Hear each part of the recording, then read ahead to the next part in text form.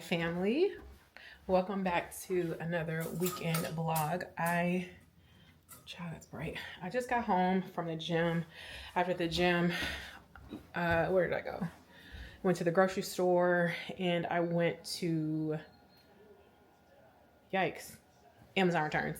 Returned some things to UPS from Amazon. Yes. Anyway, I got a few groceries. I guess we can do a quick little haul, but I got me some chicken maple sausage. I love chicken sausage, and I'm looking for a breakfast meat alternative to turkey bacon because, I don't know. I know turkey bacon is good protein. I mean, chicken is good protein too. But I have not found turkey bacon that I actually like that even when I cook it right. And granted, I want to be able to have what I can have, but also keep in the parameters of what's good, what's lean, because I'm a sausage girl through and through. I do love bacon, like pork bacon, but I am a sausage girl. Anyway, I also got my favorite chips as a little snack. And then, quick plug, my God, I just tried these for the first time maybe a week ago, but I have the salsa verde flavor. So I just decided to grab this one because these chips are so good. Let me show y'all what I actually went to the grocery store for.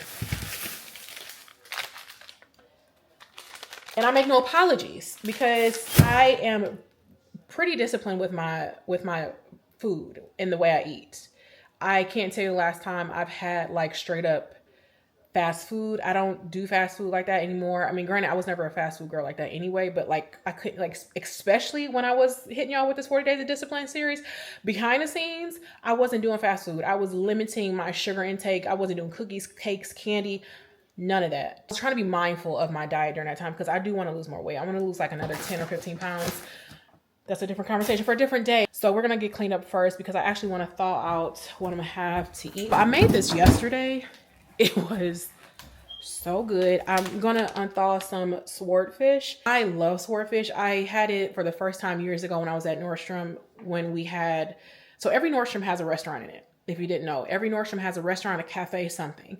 And I'm not talking about like the E-bar where you get coffee and drinks. No, every Nordstrom has an actual restaurant in it. Long story short, in this particular restaurant that I worked at when I was at 12 Oaks, they had a special for the week that was featuring swordfish. And I forget all I remember is the swordfish. And it was my first time trying it. It was so good. And it had the texture of like, it's hard to describe because it has the texture when cooked right of like cod and tuna, if that makes sense. And one of the things I do love about it is that it's not a potent fish. Like y'all know salmon, which is my girl. I love salmon through and through. Salmon can be and is high in fat, but it does have the nutrients, omega-3s, all the stuff that's good for you. Yes. But swordfish does not have that potent smell because y'all know salmon reeks. It reeks, but I love salmon. Anyway, I was at the grocery store yesterday morning, grabbed it, and I was like, wait a minute, had that yesterday with some eggs. So we're going to make that again with some eggs. And I think I'm going to put one of the muffins with it with a little bit of jelly because I want something sweet. So I also got this yesterday from the grocery store. This is the Naturals strawberry. I'm hungry and tired. Sorry. So this one is only 40 calories for 1 tablespoon. No fat, low in sugar. Of course, no carbs. Of course, no protein, but that's not the point. I got that because I want something sweet. Okay, we are back in the kitchen. I am fresh and clean. I smell good. But we are about to make, at this point, it's lunch. Okay, we are finally done. So this is what we are working with. I put my English muffins on a separate plate. But I did 1 egg and, like I said, about half a cup of egg whites. I don't measure my food. I mean, I probably should start doing a little bit better about I probably should be better about that. I have a few hours before my husband comes home and we're going to go out for just a super casual date night. I think we may go to like an arcade place out here by us. Either way, we're going to do something.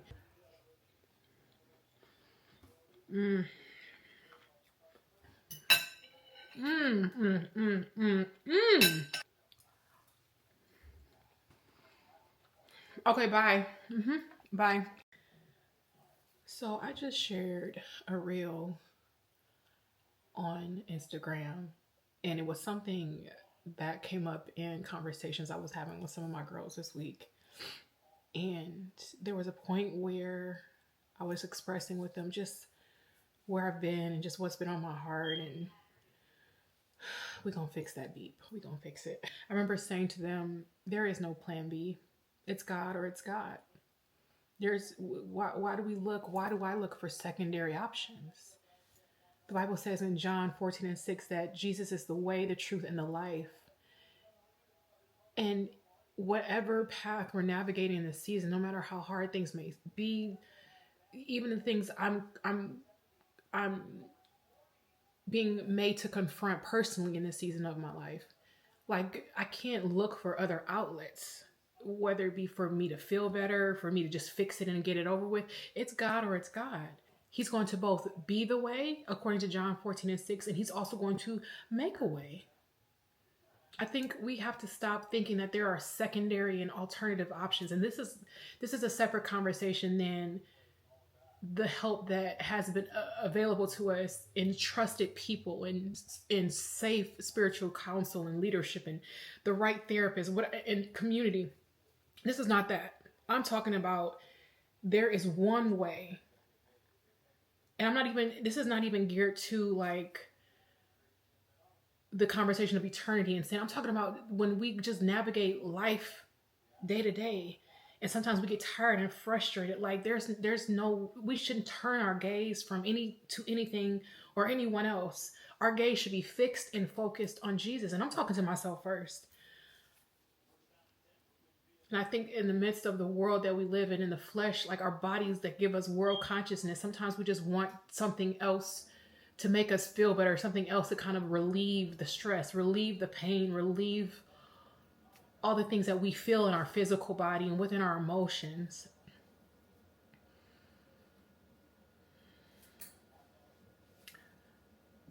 God is the way, and he's going to make a way. I've really been encouraged by that. Okay. I just wanted to share that with y'all because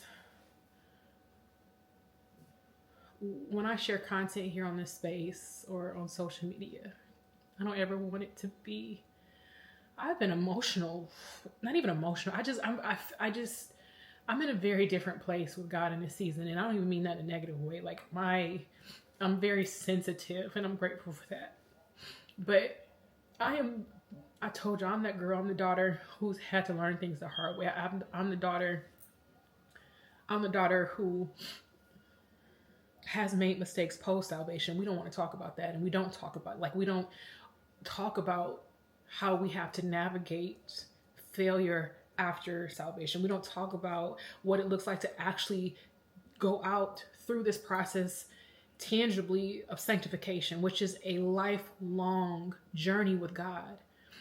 We're forever constantly being sanctified, but we have to be willing to partner with God in that and not run off and be that one sheep he comes after.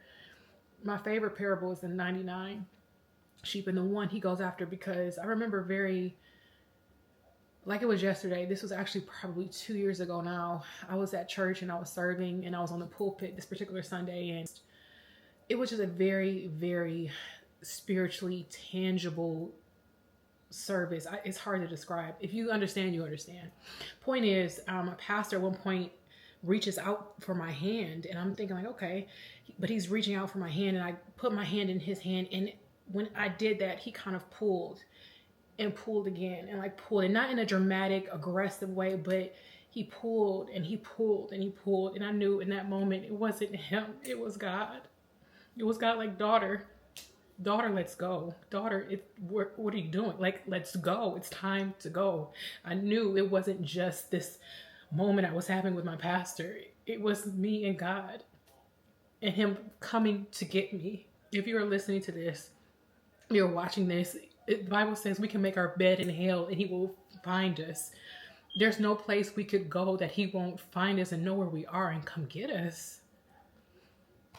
So that has just been very very encouraging to me, because sometimes we present our Christian content on this platform and we present what we think and what we should do and advice and all these different things, which has its place. But I think we have to be willing to authentically share the gospel for what it is for us personally. And have been a huge recipient of God's grace and mercy, far more than I deserve.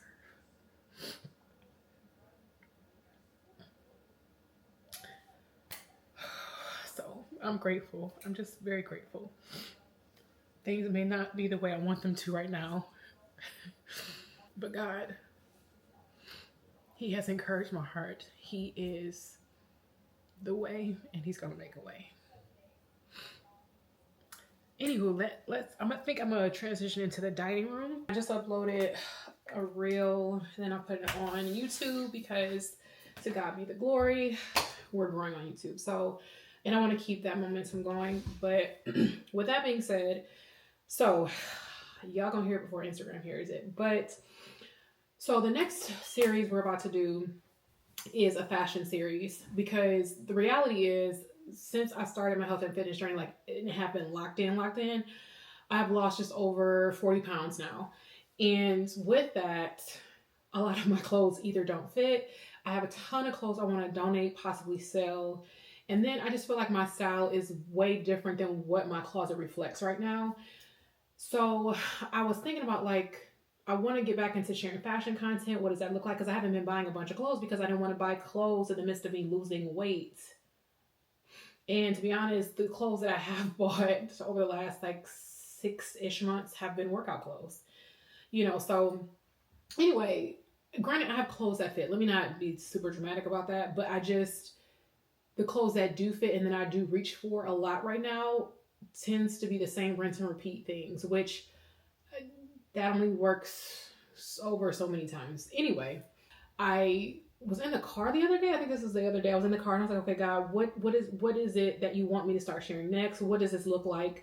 We've done the discipline series, and you guys know I am working on this ebook, which is what I'm actually about to work on for the next hour or so before my husband comes home, because I kind of want to knock out just the layout of the book as far as what I want it to look like, because essentially the book is done, because it's all the content I've already shared compiled in one place, and it's going to be free. So while I am going to be working on the ebook, I also wanted to kind of jot down and plan out what the series looks like, because I got me a five-star notebook, because I'm definitely a digital and pen and paper girl. And so the series essentially is going to be tied to the discipline series because of the fact that I've become so disciplined. The Lord helped me perfect discipline in my mind, which, you know, obviously showed up in how I worked out and da-da-da-da-da. The point is, it's going to transition into, hey, I've lost this weight, but now I need to kind of address the problem that I have, which is styling this current version, this current body of mine, which honestly has been challenging. And I'm someone who likes looking nice. I have nice things. Not that they're insanely expensive, but I have nice things, and I like to have nice things. And so the things I have, yet most of them I don't reach for. And so the series is going to basically be a segue from the discipline series, that, hey, because God has allowed me to build mental discipline, which has showed up in how I, which has showed up in how I have been able to lose weight and my health and fitness, blah, blah. The problem from that has become, now I need to figure out what to do with my closet, because I have things that don't work, things that don't fit. And the thing is, the series is going to be rebuilding your closet from the ground up, and I'm going to use my closet as an example.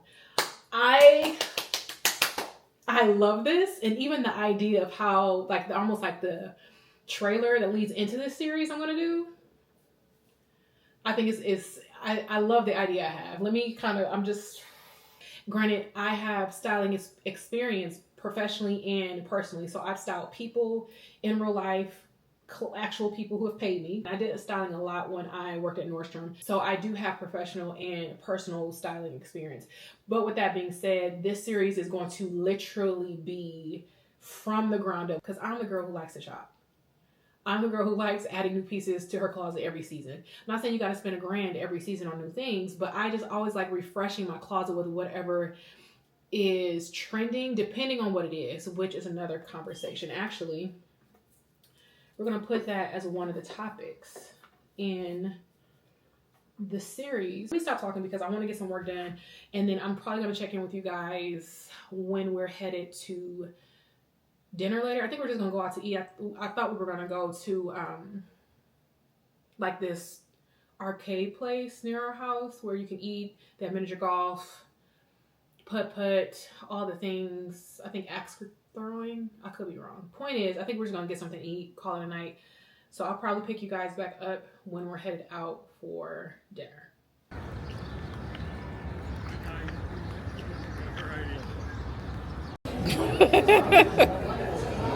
So we're at a restaurant. I told y'all we were coming to this, just a really casual place.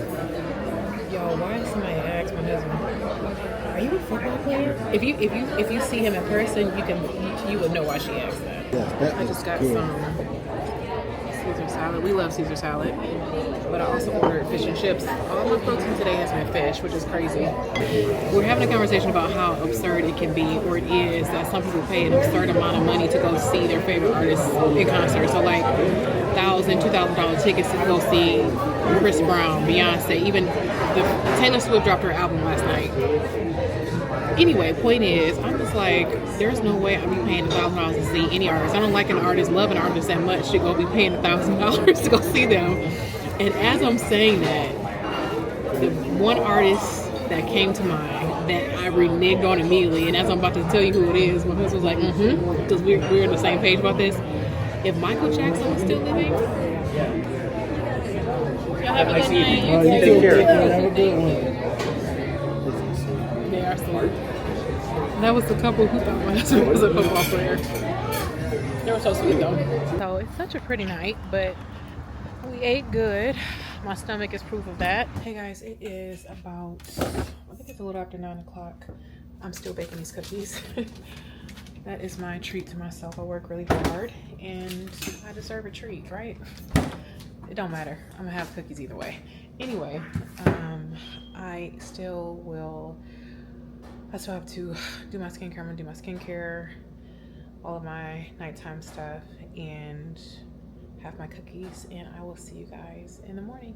Hey guys, happy Sunday. I feel like we left off at the same spot last night, but it is actually very much into Sunday. It is 2:49 to be exact. I went and have come back from church, and I'm talking a little slow because my church service today, or our service,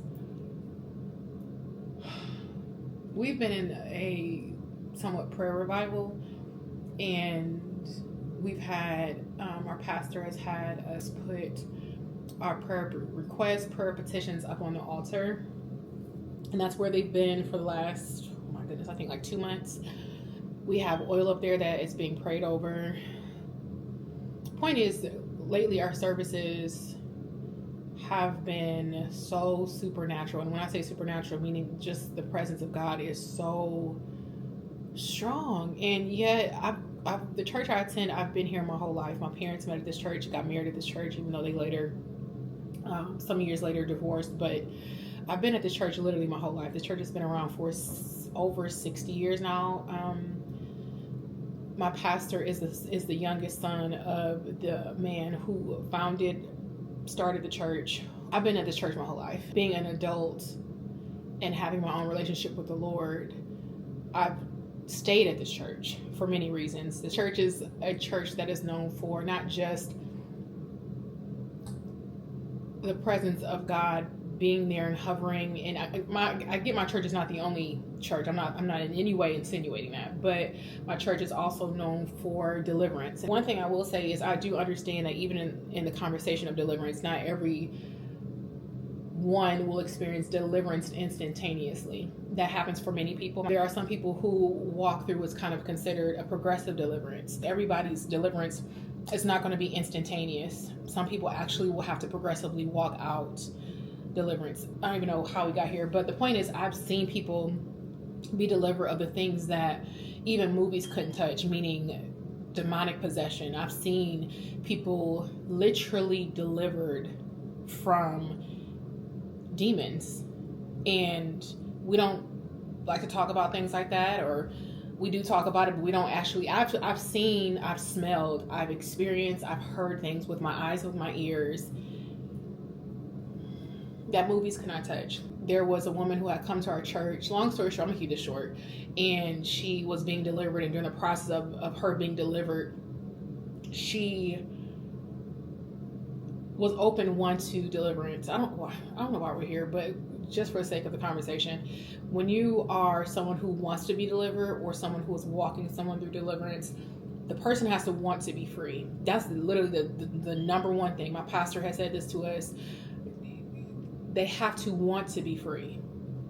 If they aren't in a place to actually say, yes, I want to be free from whatever it is, if you try to work with them within the process of deliverance and there's resistance there because they don't want to be free, you're wasting your time. And those of us on this side of things who have been freed and set free and delivered of things, knowing what life is on this side, no matter how bad you want to see somebody else free, no matter how bad you